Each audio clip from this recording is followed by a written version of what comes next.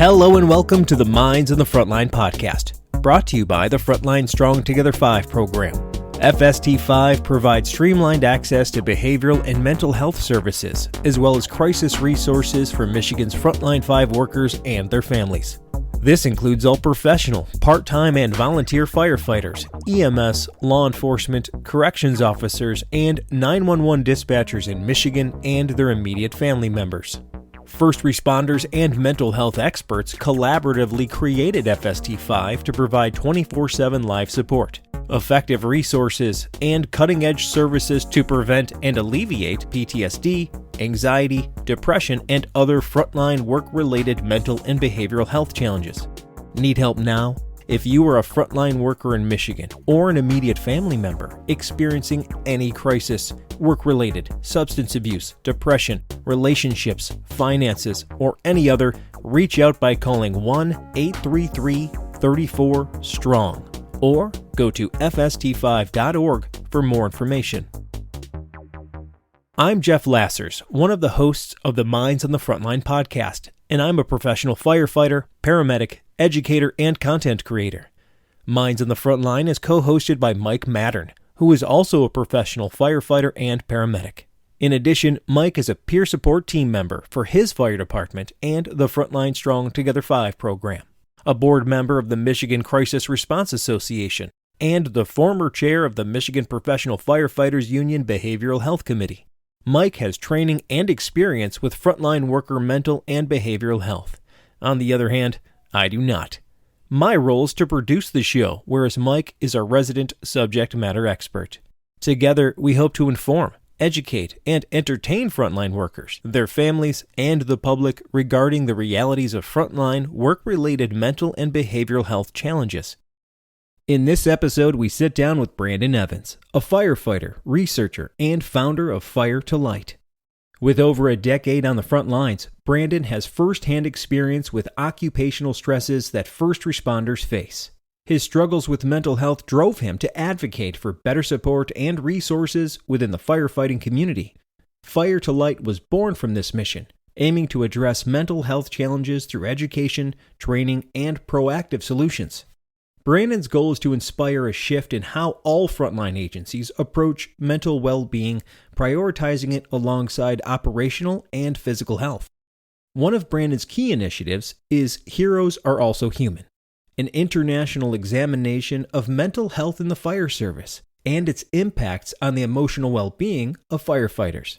This international study, led by Brandon, involved over 100 fire chiefs across 5 continents. It revealed critical issues such as gaps in awareness, stigma, and the need for consistent support within the frontline communities. Additionally, it highlighted an imbalance in funding, with more resources directed toward reactive measures, like overtime, rather than to proactive measures, such as mental health initiatives. The study calls for a cultural shift, encouraging frontline leaders to build a more supportive environment for their personnel. Today, Brandon shares his journey from firefighting to leading groundbreaking research. He discusses the key insights from his study, bringing a blend of lived experience and evidence-based solutions to help frontline leaders, first responders, and advocates to improve mental health on the front lines. As always, we aim to provide a meaningful conversation that informs, educates, and inspires those on the front lines and their families. Please check us out on YouTube, Instagram, and Facebook, and make sure to like and subscribe to all Minds on the Frontline podcast social media channels. Thank you, and enjoy the show. All right. Good morning, Brandon. How are you, sir? I'm doing well. Yeah, it's been a good morning. It looks like it based on your background there. Looks like you're doing just fine. Have you been attacked by anything poisonous or deadly yet today? I almost stepped on a poison dart frog yesterday. Okay. There was a very small but very poisonous headless snake that we found on our porch that had been dropped by a bird yesterday morning. Okay. All right. And tell everybody where you're at. Outside of that, I'm good. I'm currently residing in Costa Rica. Amazing. Yes. But you're a once Canadian firefighter, now researcher in Costa Rica, and that's what we're here to talk about today. But before we get into all that, who are you? What do you do and where do you do it? I'm Brandon. I'm a father. I have two incredible children, an amazing wife. Yeah, and I'm just someone who's very passionate about life and living life to my fullest. And so I do that all over the place. We are avid travelers. I currently am living in Costa Rica with my children and my wife. We moved here a couple of years ago. Prior to that, I spent close to 15 years in the fire service. So did some wildland firefighting, some volunteer firefighting, and then I spent over a decade as a professional firefighter in for a large urban fire department in Canada. That's awesome. Everybody's story is a little bit different, but when and how did you realize that behavioral and mental health issues are real life concerns for frontline workers? I think it's like it's a road, right? Like it's a journey. You pick on like little things here, little things there. As a firefighter, we start to gain confidence the longer we've been on, right? Confidence in our job, confidence on what we can say around the kitchen table. Like it comes in all these different areas, right? Like we're taught to keep our mouth shut and our ears open. And so we do that for a long time. And so you start to pick up on things, you start to realize things. So we ran a call and I was probably 2.5 years on, and it was a car into a bus. And they thought the driver of the car was drunk. And we got out of the car, ambulance, police were already on scene, and two medics passed us or passed me the second I stepped out of the truck. And I'm not putting judgment on anybody. This is the experience, right? And one of them said to the other one, "Hey, did you grab the compassion?" "No, I left it in the truck. I don't think we'll need it for this call." And I was like, wow, that's a messed up thing to say. I didn't say anything because I was like, I'm still a rookie. I'm just like, better, you know what I mean? Oh, yeah. And we get to the call, and person was a type 1 diabetic. They were in diabetic coma, and there was a valid reason that they lost control of their car. And and it was one of the firefighters on our crew who was also type 1 diabetic, who recognized that, who had a sugar patch in his pocket and helped this individual. And so it was a wake up call for everyone on scene, being like, oh, like, he's not drunk. There's something life threatening that's happening right here. And so that was like in my career, that was the first kind of like, like, where are the hearts? You know what I mean? Like, why are there enough first responders that have this kind of attitude towards the scene? You know what I mean? This compassion fatigue, right? And so that kind of triggered me and opened my eyes. I've been into like, how can I improve me as a person? It started with like learning how to meditate. It started with that leading into like doing breath work. I remember when my daughter was born, she's 11 years old now, like sitting down and every morning at 5 a.m. because we were up at 4:30, 5 o'clock and practicing this Wim Hof breathing techniques like 11, 12 years ago, learning how to breathe, doing the ice baths, all that kind of stuff. And one thing just kind of led to the next. I was suffering from insomnia. Meditation helped me get over insomnia. And the more I educated myself and learned about various things, I was also getting into entrepreneurship. My wife and I used to own a CrossFit gym. We lost that during COVID. Maybe we'll talk about that later on. And all the stuff that I came across, like how do I run a great business? I was like, oh, I need to change as a person. I need to learn how to do these things to become someone who I'm not yet. And so the more I absorbed all that stuff, the more confidence and experience I was gaining as a firefighter, the more we became aware of individuals going off on psychological injury leaves, PTSD leaves, people going through substance abuse issues, through divorces, through all of these kinds of things. And we watch how that comes into the fire hall. We watching the bickering going on around the kitchen table, positive side and negative side. And the more I learned, the more I applied, the more I learned how to recognize myself when I was going through my own challenges. I hit this moment in the middle of COVID, where I went through my own critical incident stress. I just became a shitty parent, a horrible person. I wasn't happy with who I was, and yelling, screaming, pushing my 4-year-old, swearing at him aggressively, and kind of take a look, being like, the fuck am I doing right now? Like, this isn't me. Where's this coming from? And so it was a long process. I know this is a long-winded answer to your question. Oh, it's good. No, it's great. It's a long process, and we start reflecting on like, mental health is a topic. It's a hot topic now. It wasn't when I started, but it is now. And we said, well, what do we actually do, and how often Have we done that? And what are we willing and not willing to talk about, especially from like the crew when I started to my crew and those moments, those months before I left to go on a leave to start this research study. And there was a massive evolution that took place in terms of how we talked about it and the frequency in which we talked about it. And there was a lot of experiences on our own personal crew, traumatic experiences that happened, that took place, some as a collective, some very individually, and then working through that together. And then just being aware of like, what are or aren't we doing? And how often are or aren't we doing anything in relation to the health of firefighters? And then you just see like a policy sit on the table and be like, well, this is bullshit. This doesn't reflect anything. This was in like a box. Not all of them. Not all of them. Yeah, right? but like, Obviously. how often do we just see that there's a policy and we're so sick of like reading things we don't agree with or that seem silly or stupid it for whatever reason? Yeah. Like I didn't even give it a chance. I just saw it. Right. And we're really good at firefighters. Like, this is bullshit. Right. Y'all change. bullshit. Whoa, something's changing. TIPS. Right. Yeah. You should put that on a t-shirt. Right. Like, yeah. So like my deputy chief, my old deputy chief, he switched departments now. We were talking about mental health. He's very supportive. He's deep into this stuff. And we were talking about change. And so he's like, it's so interesting dealing with firefighters. He goes, we brought this, we got new nozzles on our trucks, right? And the department spent 2 years researching, studying, trial and error of all kinds of nozzles. And he's like, I still got guys coming up to me being like, these nozzles are horrible. We can't switch to those. Oh, why? Like, what are you aware of that I'm not? Like, I would love to read whatever you're reading. Well, they're just not good. Well, based on what? Well, because the ones we have are the best. And like zero research, zero effort put into simply like, I don't want to change. Right? I don't want to change and adapt. So we're really good at that as you think firemen hate right? change and things staying the same. Yeah. Right. Totally. With no reason other than, well, that's what we've always used. Absolutely. Yes. Yeah.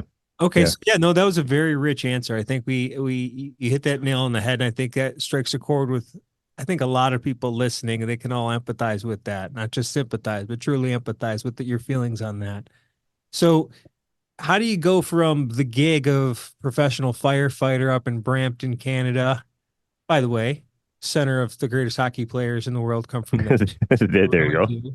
But how do you go from working up there to being a researcher? Like, how do you down in Costa Rica? Well, yeah, that's the location. It almost doesn't matter. That's just where his heart found him, right? He can do his research from Manitoba if he needed to, but he's not. So how do you go from the firehouse to the research lab, for lack of a better term?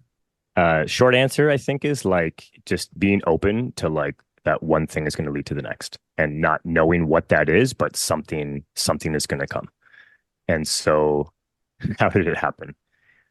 My wife and I, over the last 5-7 years, have made and been in the positions where we've had to make a lot of real difficult decisions. And so the more difficult decisions you have to make, the easier they become in a sense. And so it's not an easy question. It wasn't kind of in the plan, like I mentioned earlier, my wife and I had started a gym. So that's a big decision, a massive investment that we took in a whatever popular commercial mall to open this facility. We were open for 18 months before COVID hit. And then we just started to like make a little bit of money in January 2020. And then COVID hits. Where we lived, we were closed for almost 2 years. That's how long the gym was closed for. We lost an awful lot of hundreds of thousands of dollars that were gone. And COVID was rough for everyone on all the fronts. For us, it also looked like a lot of financial burden, having employees who we felt responsible for and wanted to help. We had rent increases twice throughout COVID through these huge, greedy landlords. So our hands were kind of tied. And at the end of it, we went through one more lockdown. We've been open for 6 months. Another lockdown was approaching us.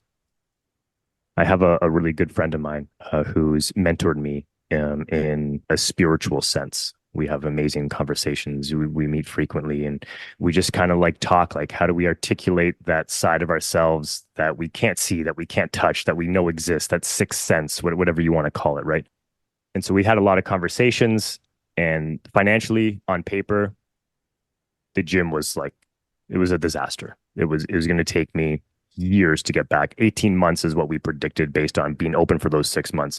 That would take us back to break even. And I probably had to put another 50 grand into the thing just to be able to upkeep throughout that 18 months. And you just went through one of the hardest times in known history. We just went through one of the hardest times in history. In December of 2020, my crew responded to a homicide, and that scene really just brought everything to the surface for me. All the things from what was happening outside of the fire hall to all the trauma that I may or may not have dealt with inside the fire hall. It was the first time that I'd had someone else's skin all over my body.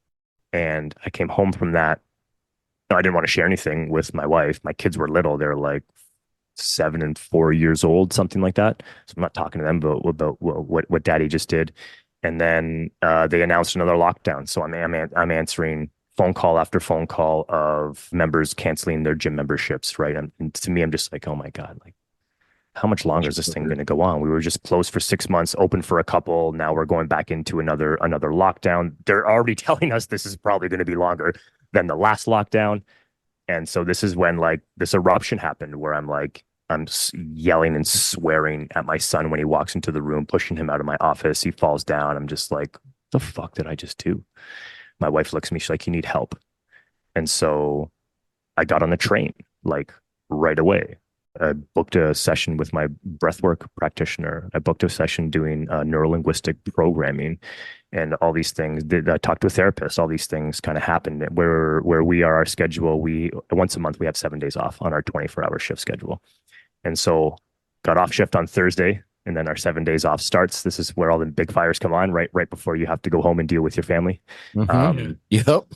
And so all those things happened. I mean, the year before that weren't great. The 2 years before that, I'm stressed trying to run a business. I'm not home that much because I'm running this gym and I'm being a full-time firefighter. So you're like trying to juggle life, thinking you can do it all, trying to keep everybody else's spirits up, doing whatever I can to get by. COVID comes and I'm just trying to control everything and keep up with everyone, trying to keep friends, relationships happening, you know what I mean? All of these things. And then,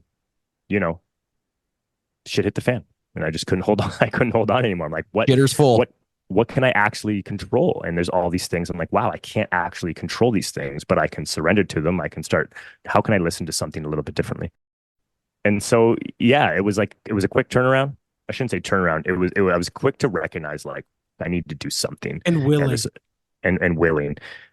Yeah. Do it. And then you did it. There's a big difference. A lot of people can't do the face it and do it part. But it sounded like you already had good coping skills. You were just so damn overwhelmed that you're bailing water off the Titanic here. I mean, you can't keep up with it. I really believe after, going through what I went through, that we all go over the waterfall at some point. It looks a little bit differently, feels a little bit differently, it acts a little bit differently. It's not the same for any of us. My experience and your experience are not comparable, right? I wasn't suicidal. Others are. Mm-hmm. You can't compare those things. One on the surface to me may seem worse than the other one. However, I'm still living my own experience, doing that own thing, right? As we all are. 17 years ago, before I became a firefighter, I went backpacking around the world. And it was a time when I just like didn't know where I would be next. And I just kind of showed up to the next place. Found myself in India. I love hiking, went to the Himalayas, and I found myself, I don't know what it was, right place, right time, in a room for 3 days, listening to the Dalai Lama. He was hosting a teaching, and I don't even know how it happened, but I showed up. And so this was like a pivotal moment in my life, going from like young 20s, party mode, all that kind of stuff to like, this is really interesting. How can I learn more about me, right? Not about Buddhism, just about myself as a human being. And that's when I started meditating. And so the more I learned about myself, the more I wanted to learn about myself. And that comes along with like more acceptance, more forgiveness, more curiosity about what else can I learn? Who else am I? Like what more is there to me that I've been unaware of, right? Especially as a young man, actively playing hockey as a kid, all this stuff. It's like the ego is strong. You're like moving out of this invincibility stage, right? Like, oh, who wants to ride their bike off that cliff? Hopefully we'll land in the water. Yeah, sure. I'll do that. What's the worst that can Oh yeah. And those things are so good for you as a young man growing up, and then you don't shed some of it. And it's like you can't let things in with it. It's like we need warrior poets as much as we need poet warriors. And that's kind of where, where you're going, so but that's kind of how I feel. But how do we balance those things? And so I started diving into it, and what I learned looking back on my experience. So for one, year and a half after that experience with this homicide, there was like a lot of really intense, deep inner work that took place. A lot of conversations with a lot of practitioners and therapists, psilocybin ceremony, all kinds of things. The more I learned, the more I wanted to learn. It was the same process again, just taking this deep inner look. It got me thinking of like, I have other friends, colleagues who have been off. Some of those people are still off on PTSD leaves. Some of them went off and have never returned and will never return to the job. Other ones came back and went through their own post-traumatic breakthroughs, right? And so I started questioning, like, why? Why did I do this step? Why are others not doing it? How come there's those who I know and I love who aren't taking any action, or I don't think they are anyways. They're not talking to therapists. They're not doing these things, even though they know there's this disruption happening within their life. And so I look back and I was like, wow, there was a lot to being prepared for that critical incident stress, for the waterfall. Like the waterfall happened. It showed up unexpectedly. It was like, I got it. Oh shit. It's right there. And I can't pedal backwards. I can't get to shore. I'm going over it. Got to ride it out now. Now you got to ride it out. And so I found that I was fortunate that when I got to the bottom of it, I had a life jacket, I had a toolbox, I had tools, I knew how to use them. And then I took action on using those tools. And so going through that process really made me take a deeper look into what are we doing in the fire service? We hear about things, we hear about statistics. We think we know that mental health comes up more and more and more. We watched everybody go through it, at least on our own crews during COVID, because it was a wild experience being a first responder during COVID, especially in a place where we had like some of the most intense lockdowns in the world, not just in Canada. Yeah, we had some in pretty. the world. It was in Michigan. We had some significant. and you guys had it much more stringent than we did. Yeah, and we were pretty locked down, and you guys were like real lockdown. I think the saving grace. I mean, we at least got to go to work and interact with other. That was the people thing in is some people got person. to work and they're like not even in the same rooms. So now you're going to work, you're only seeing people on calls because you're segregating each other, and it was The isolation was not good for a lot of people. It was deafening. It was the Yes. silent, deafening thing. It was crazy. Okay, so it sounds like you found this deep thirst for information, and it led to the Heroes Are Also Human study. What is the study? One thing leads to the next. I end up closing my gym. I take some time to myself, and this idea pops up of like, what do I know? What am I good at? What's happening in the fire service? And what are we missing? It was clear that we weren't doing a lot of training, education around mental health, and the recognition of like that preparedness side of things, of preparing for the psychological side of our job. I wasn't initially fully aware that that's what I was doing, but that came into my awareness of like, like I was prepared. I was prepared to say yes, that I need help, to recognize like something is wrong. And so I was like, what if I could create a mental fitness program for firefighters that helped us prepare for the psychological side of our job? And then the next thought was like, well, I can't just go off of my only sole experience. I need to gather more information.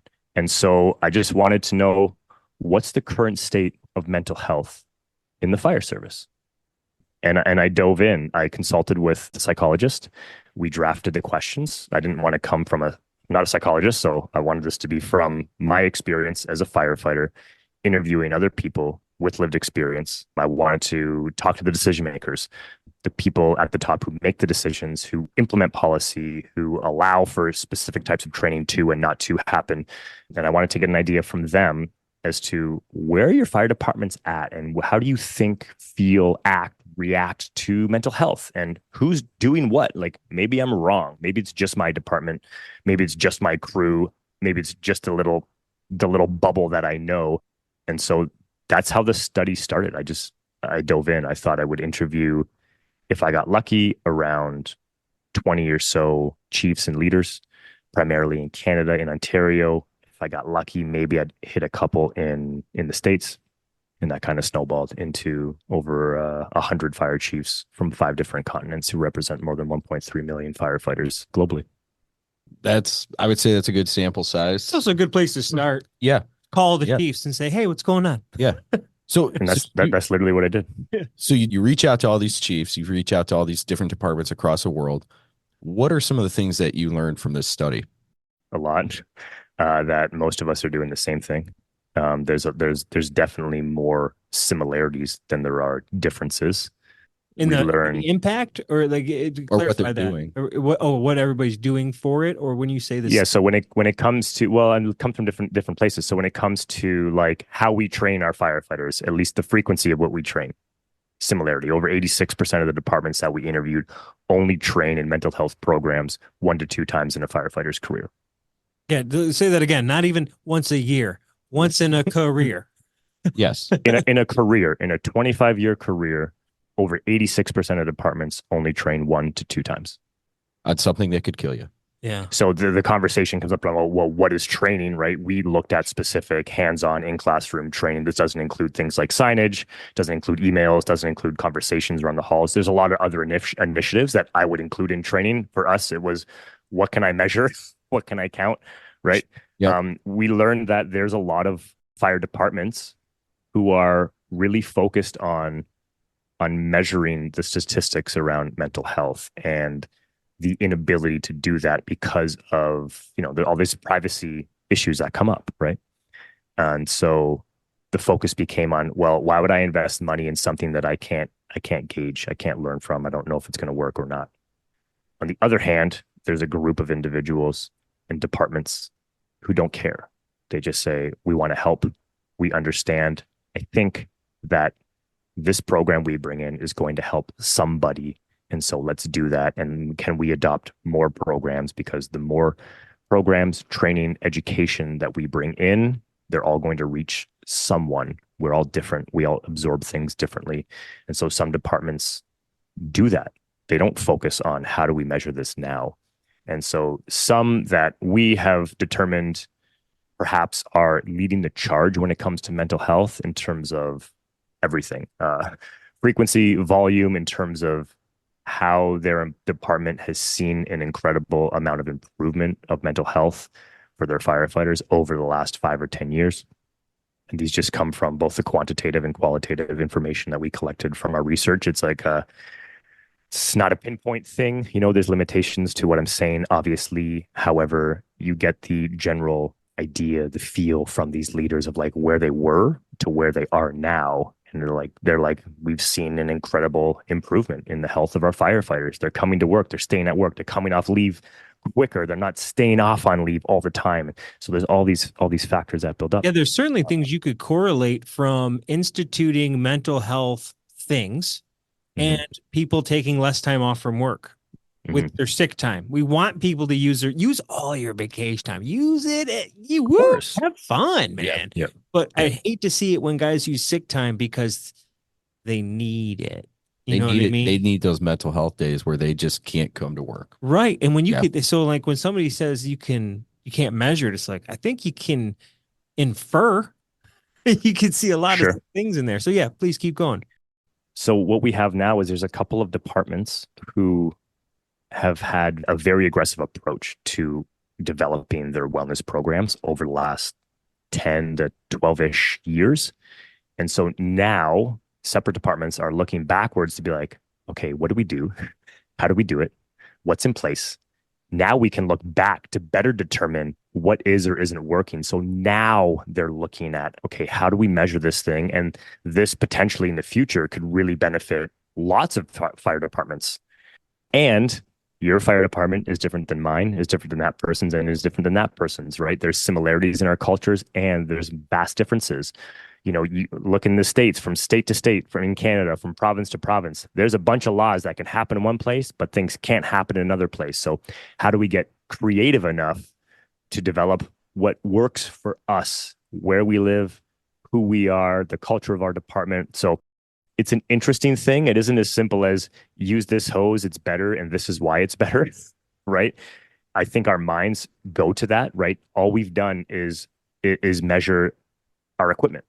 We put things on scales so much that we need a measurement to tell us who won.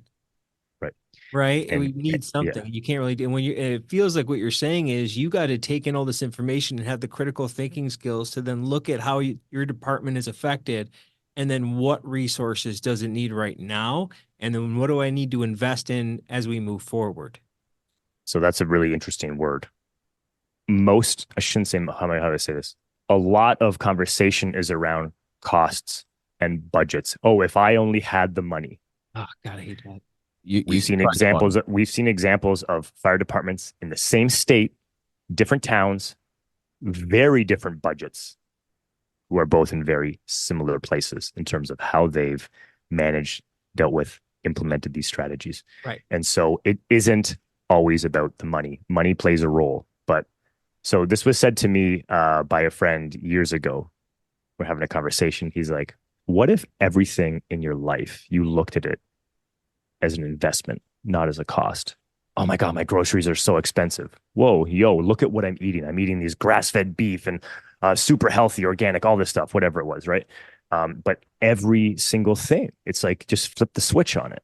How can you flip the switch on how we're thinking and feeling and reacting around anything? So if we're now looking at an investment, it changes the game, right? And there's a lot of leaders that are investing heavily, not just financially, from every stretch into the health of their fire departments, knowing that they're going to be gone real soon. What can we put in place now from my heart that I know is going to help so that hopefully it will still remain to improve the lives of the people that I love, right? And then they're going to be gone. This is the challenge with government, right? We put things in place. You're only there for so long, and then, whoop, see you later. But yeah, bring in the next person. The next person, it's not important to them. Yeah. And we all want to leave our legacy. We all want to leave a piece, all of these things. How are we investing in the health of our firefighters? And if we are not making health a priority, this ain't rocket science. It does not become a priority. Right. It's like, it's so easy for things to, how many times did a project not get finished in your firehouse? With all the best intentions. Hey, we could do this, we could do that. And then you get after it and you're like, it never got done. And like half the crap's in the corner. Nobody built the thing or whatever the idea was, right? It's almost like that sometimes.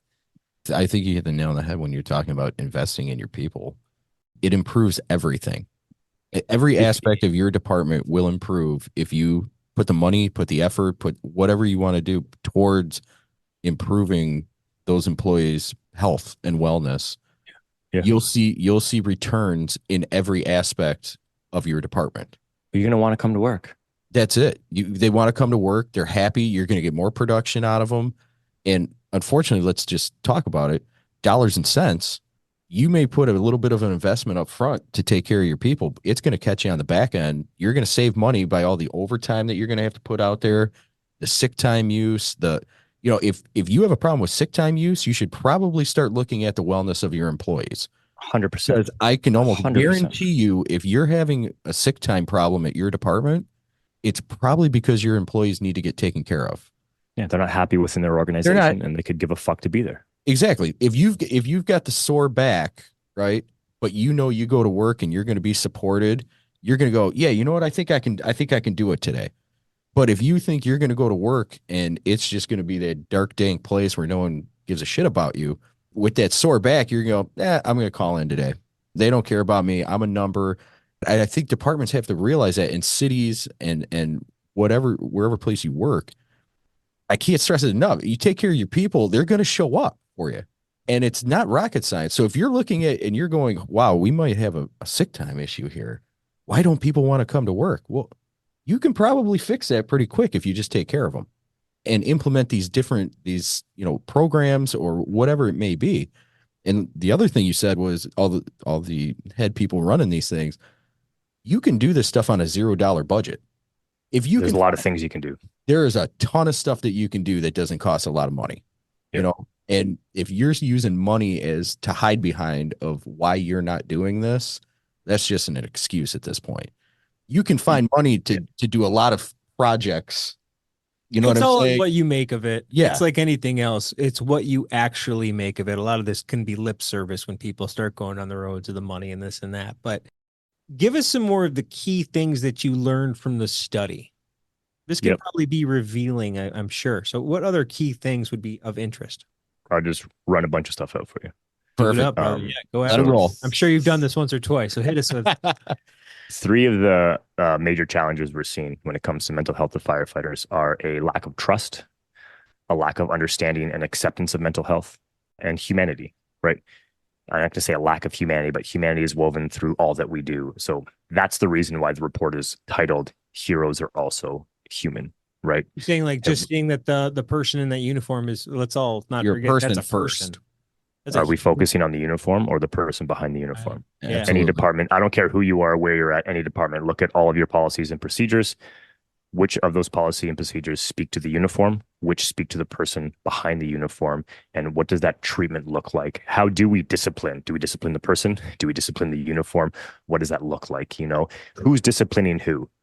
So it's woven throughout all of the things. We looked at what we spend on mental health and wellness.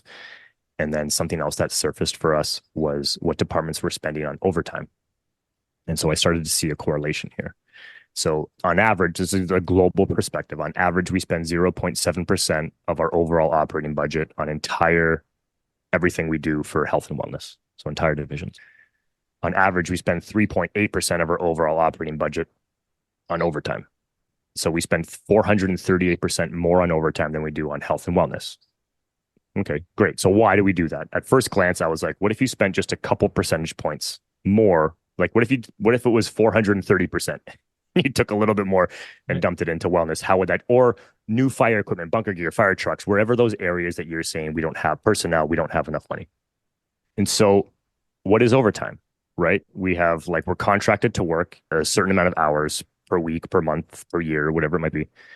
Now, I am understanding there's 100 different ways that departments use and leverage overtime. But I was looking at, well, what is the impact of overtime? We are seeing an increase in call volume. Our study showed that 64% of the departments that we're interviewing are seeing an increase of firefighters going on leave. The majority of those are seeing psychological injury starting to surpass that of musculoskeletal or physical injury for the reason those firefighters are going off on leave. If you're in health in any capacity in the fire service, you know that sleep deprivation is a massive topic right now because of shift work. In 2007, 2009, something like that, the World Health Organization deemed shift work a carcinogen because it's so detrimental to our health. Okay, this is from the World Health Organization. Absolutely. Right? No, I remember that now, but it's so interesting to repurpose that word for that, but it's appropriate. Yeah. And so, we looked at this in the comparison of where we spend. We have an example of a fire department that overspent on their overtime budget in a single year by almost 1,500%. That's a lot of money that we claimed we didn't have that we ended up spending because we feel we need to, right? We want to keep fire trucks open. We want to keep firefighters in those fire trucks. We want to keep our firehouses open. I get it. And we said we didn't have the money and now we're spending it. So what are we prioritizing? What efforts are we going to minimize? And in my own personal experience, without ever being a chief, so again, maybe some limitations here. I've not sat in that role. I understand there's an incredible amount of pressure coming from all of these angles. I'm not just trying to be an armchair quarterback of a firefighter being like, you should do this, you idiots, blah, blah, blah, blah. However, when we look at the health of our firefighters, we are knowing that we are putting them into situations more frequently by overtime. They're now we know they're going to, in most places, they're going to more calls than they used to go to. So we are dramatically increasing their exposure to traumatic events. Yes, they signed up for this job, but now we're putting them in these positions. So the average first responder will respond to between 300 to 600 traumatic events within their career. The average person of the general population will only experience between 3 to 4 traumatic events in their lifetime. Give us a little context of traumatic event, just so people understand. A car accident, doing CPR on somebody, walking downstairs in a basement when you think you're responding to a medical call for difficulty breathing, and someone's 16-year-old son has hung himself in their basement, and you have to respond to that. Going to a house fire where there's no casualties, but everyone's on the front lawn and it's fully involved, and they've lost all their items, and you now have to deal with the people in that house. Going to another call where the parents are on the front lawn, and there's 3 dead children inside the house. These are traumatic events, right? So that word means different things to different people. The same crew can show up to that house fire where there are casualties. One person walks away having that never impact them, and somebody else, it does impact them, right? We're impacted because of, and again, not a psychologist, but we're impacted because of our entire experiences in our life, and we become triggered by something in relation to something else that has happened to us. And so now we take that home. The event ends. We can't avoid that event. The event happens. And now we're left to our own devices. So what tools do we have to manage that, to deal with it, to mitigate it? And so those are the traumatic events, and they're becoming more frequent to firefighters. We know that. We are seeing mandatory overtime lists that departments are starting to use. So now we're saying, you have to go to work. We're now forcing you in some capacity. This is used differently in different departments, but we are forcing firefighters to go to work because we don't have extra funding to hire firefighters, because we're seeing an increase of our firefighters going on leave, and we're not able, most departments, to hire new personnel for those who are off on extended leave. So now we're paying time and a half for those people to be off. We're trying to hire new firefighters to come into play. I don't know what the next step is after mandatory overtime lists. It's going to look something like shutting down fire trucks, shutting down fire halls. What's that going to look like for our communities and the people and our hearts? Number of 911 calls. You're just it's going to increase the responses. Yep, you're putting and decrease our response time. Right, Yep. It's going to decrease our response time, and people are going to die. And who's going to be impacted?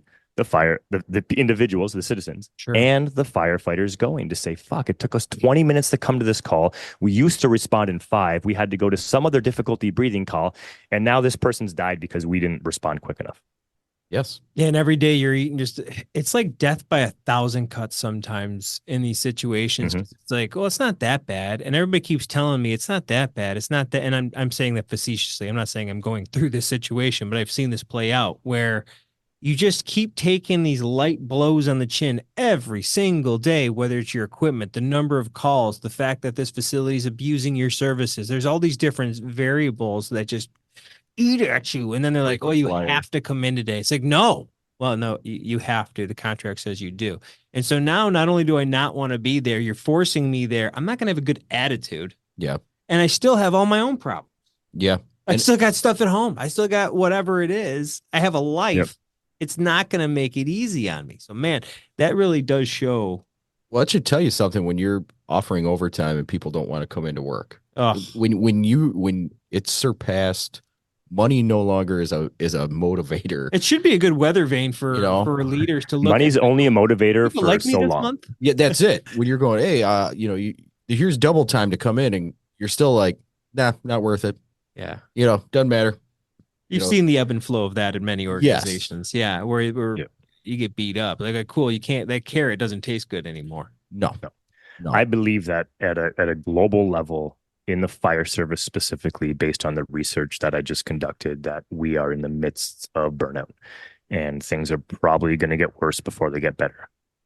And we have a lot of incredible individuals all over the world who are trying to figure out what are the next steps to mental health. So I really believe that we are standing on the shoulders of the giants who have come before us, and we are at this pivotal moment within the fire service. So Dr. Lori Moore Merrill, the United States Fire Administrator. She sat down with me. We dove into my research, had an amazing conversation. And a comment that she had made was that we are currently stuck in awareness. So to use her own terms, how do we now move into the operational and technical side of the health of our firefighters, right? We see departments where they have mandatory, not just physical testing, but you have to exercise every day. It's mandatory. Mm-hmm. You have a choice. You have to do it. Why? Look at our job. It's training. Right? You can't say no to going to training. Look at the job that we do. And so it's like, how do we flip the switch? How do we start to think, act, and train differently, remove our selfish egos from part of the equation, of like, oh, let's just get rid of our physical tests because promotions are coming up and I want to get into that chief's position or the captain's position or whatever. And I don't think I can pass that physical test. So let's put a vote out there to remove. We've seen it. I've seen it firsthand, it's a fucking joke. Mm-hmm. It's an absolute joke when it comes, like, look at the job that we do. You don't have many professional athletes who are playing at the professional level that say, no, coach, I'm not going to train today. I'm not coming to practice. I don't need practice. I'll just show up to games. Say, get the fuck out of here then. Yeah, Allen Iverson. I was going to say AI did it, Yep. but there's one Allen Iverson. That's right. Allen Iverson. I need to hit the gym. Yeah. Right. Look at the best teams. Who, you know what I mean? And how do we shift into these? And so one of the things that came up for us, right, if we looked at tools and strategies that departments are using around the world, it was, how do you treat your fire department like a professional sports team?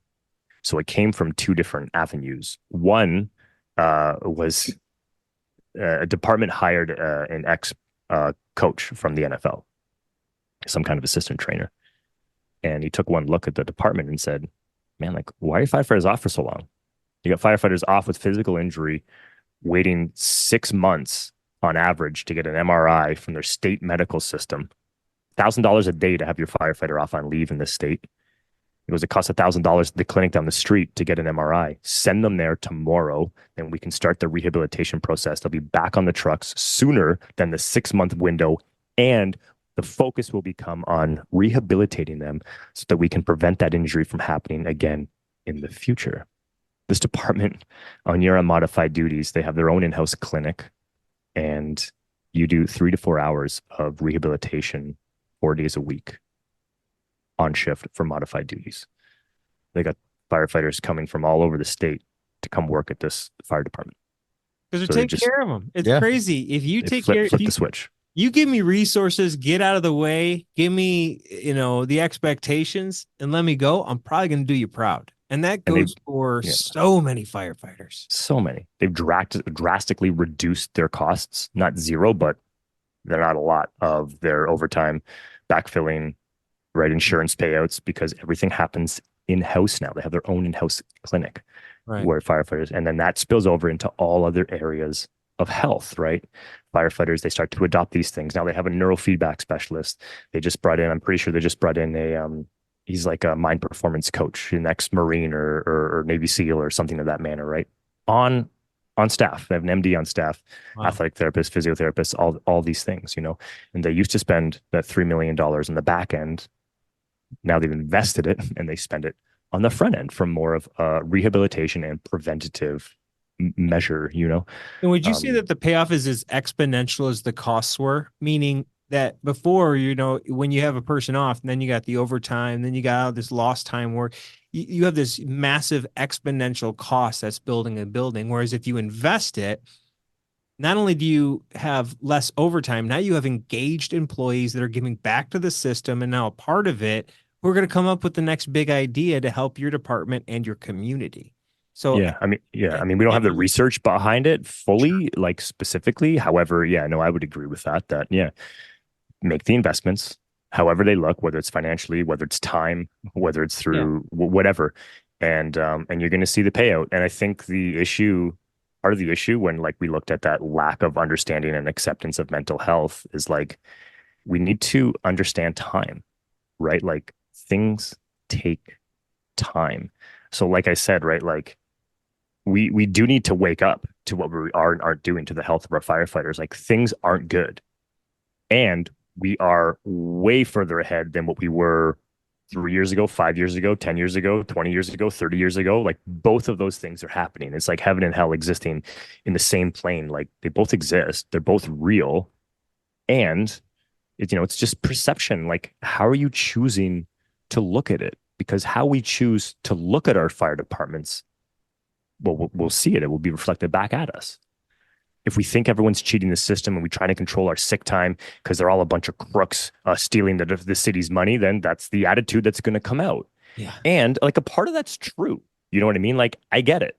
A part of it's true. People game the system, but like You're never going to stop. You're that. never going to ungame it. Yes. No, that's right. So the more we try and like reprimand people and put all these things in place, like it manages it for a little bit of time. Yeah, a couple weeks, the rule kicked in, and then you figure out a way around it, and then this is how it works. And then a new chief comes in place, and they don't care so much about it as the last one did, and then things go back to normal. They change a little bit, but they like something else or don't like it. But I would almost guarantee you, if you've got the employees that you're taking care of, there's less of the gamesmanship. Yeah. You know what I'm saying? Totally. You're always going to have those one or two. You also got guys like me and you, and will hold people in check too. Like, no, man, he does. No, that's not what they're trying to do. We're calling each other out, and sometimes we need that. Like, nah, you're right. And there's also like there needs to be a deeper understanding for firefighters. Like, I've gained a lot of awareness as a firefighter about the roles of administrators. Right? I'm not an administrator. There is a lot of pressure coming from a lot of angles. And so some chiefs are just like my father-in-law was a platoon chief. So spent 42 years in the service. And he was like, as soon as you put a white shirt on, you become an asshole. Someone's not going to agree with you. And like some of these things that come down the pipeline, they're not coming from anyone in the fire service. Right. And so like this also came from Dr. Lori. Like, we also need leaders within to stand up and be like, no. I think we've all seen I'm not doing that. We see it, right? Yeah. We see it in some cases. In other cases, like, oh my God, my job might actually be on the line. I'm not protected by the union anymore because I'm in an administrative role. That looks different for different places, obviously. Sure. And so, at what lengths are we going to? I'm not an administrator. I'm not a chief. I've never put my neck on the line for that. I left the fire department to help firefighters. I love my job as a firefighter, right? I would go back to it 100%. I would go back to it in any given moment. However, right now, this is just a thing that's aligned for me in my life with the decisions that we made. And it came from just knowing a place in my heart of like, I think I need to do this right now. The stars seem to be aligning. And so there are examples of a lot of chiefs who have said, well, this might be it for me, but screw you. This is what we're doing.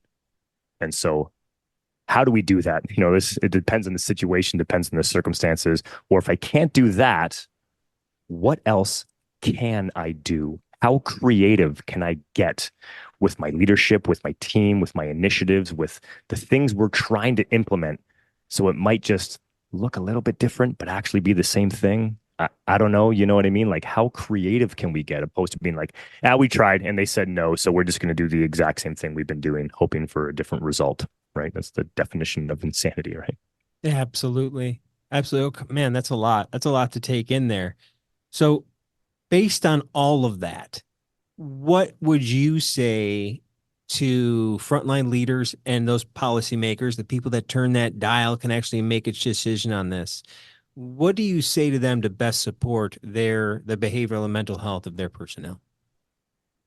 I would say, like, as a leader, based on what I saw, that you need to learn to face your own humility and get comfortable with your own vulnerabilities, because those two things alone will shift your perspective on yourself, on the way you think, on the way you act, on the way you react.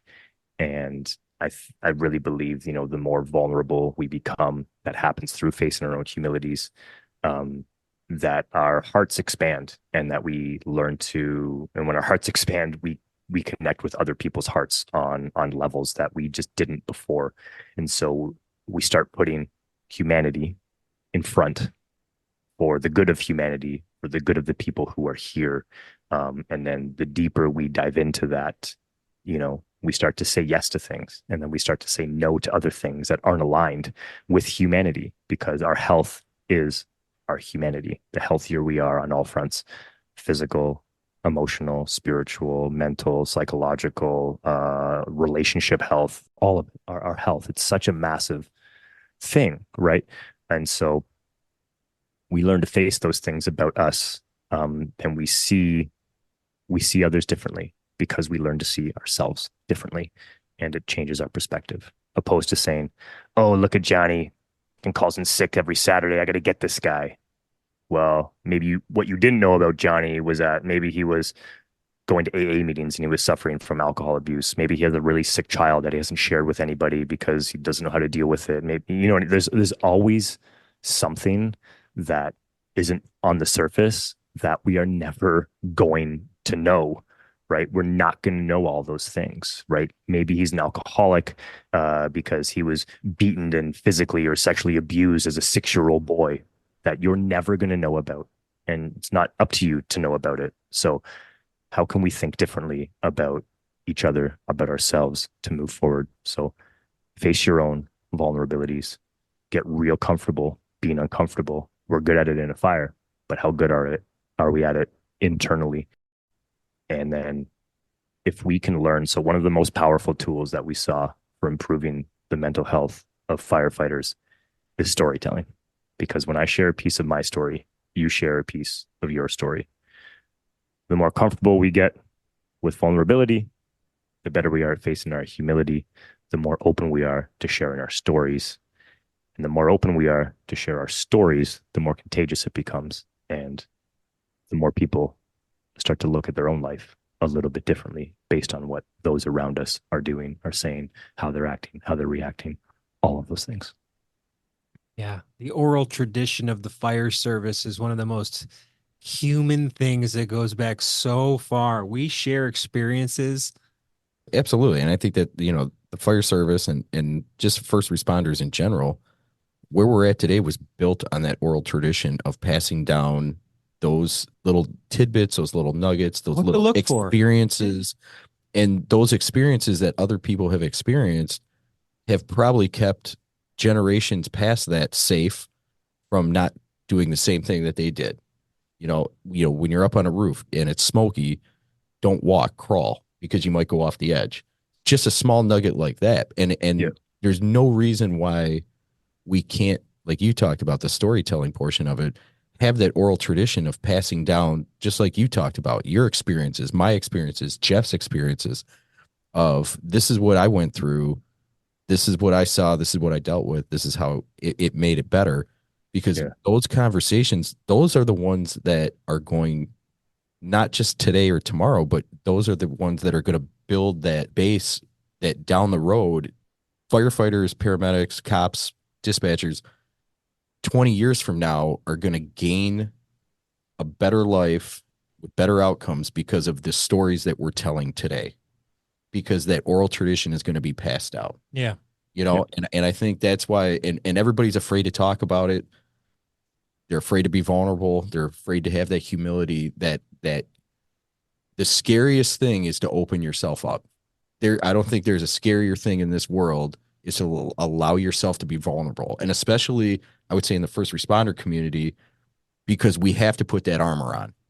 When you go to work, we think we do. You know what I mean? And it's hard to allow ourselves to do that. And I think once we start doing that and we start becoming human and you look at each other in that manner, that's where it's the game changer that you were talking about. And I think it just needs to start happening. We need, and I think I really think it is. It's happening, changing. Right? Little by little. Yeah. We're taking it from awareness to operations. That's what I feel like we're in right now. We're in that growth stage as an industry. It's not just fire, it's all the frontline workers. We're all looking at each other going, it's time. Yeah. I mean, in the past 5 years, I would say the last 5 years I've seen is the explosion of going. Sure. It seems like, we all collectively, like, I would say after COVID burned. It's a benefit of COVID for sure. COVID burnt. I don't care. Brought it all to surface. It burnt us all. What it was. It burnt us all out. So we were all on that level playing field of completely burned out. Yeah. And I think it really did do that. It burnt everybody out to the point where they didn't realize they were burnt out at the time. No. Starting to see it now. Yep. We're starting to see effects of it now. Yeah. But that burnout, we all kind of got on that level playing field and went, holy shit. Okay, we're all kind of at the bottom of the barrel right now.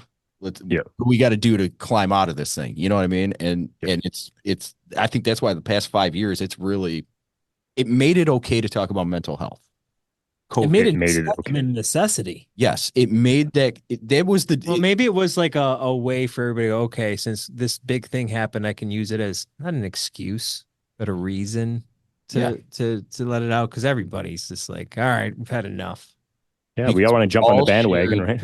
Yeah, right. That's what we do, firefighters too, man. We love to. Oh, what are you doing now? You're into that? I'm gonna get into that. Yeah.